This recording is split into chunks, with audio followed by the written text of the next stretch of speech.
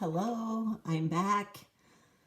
I haven't done these for a couple weeks, but today I'm in the process of making some French bread, and I thought it might be helpful for you to see just a snippet of how it goes with the bread, which I'm right at the point of getting ready to knead it here. I don't know if you can see the dough. Maybe I'll move this just a little bit more like that.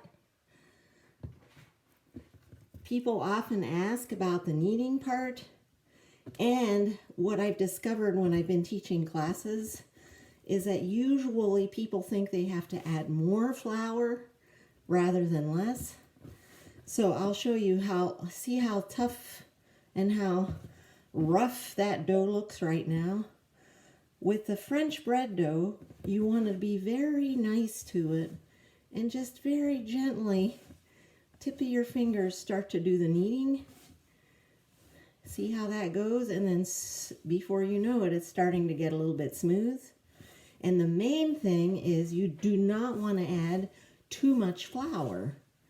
You just want to add enough so it doesn't stick horribly to your fingers. See, I do have a little bit of stuff there on my fingers.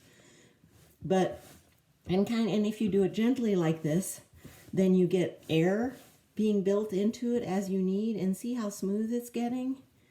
And we don't want to go much further than that. We want it to be just a very nice. Sometimes I use my fingers, sometimes I use this part of my hand right in there.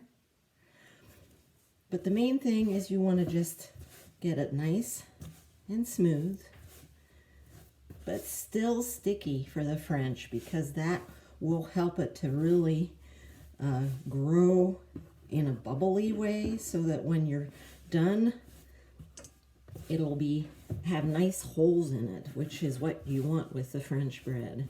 So you see here, I'm just kneading it very nicely, and you can see how it's still kind of sticking to my fingers there.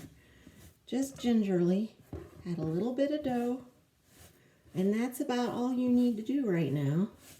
And then this is going to go in a bowl, and the recipe that I'm making currently, see how it's changed and it's gone to a very nice surface. I always like to pat it at this point like that, because it just feels so good. This will go in a bowl and is going to rise for 3 hours. And for the first half hour, after the first half hour, I'll punch it down. And then after the second half hour, I'll punch it down. And after the third half hour, and then it'll be left alone until it's done with its 3 hours. And then is when we will shape it.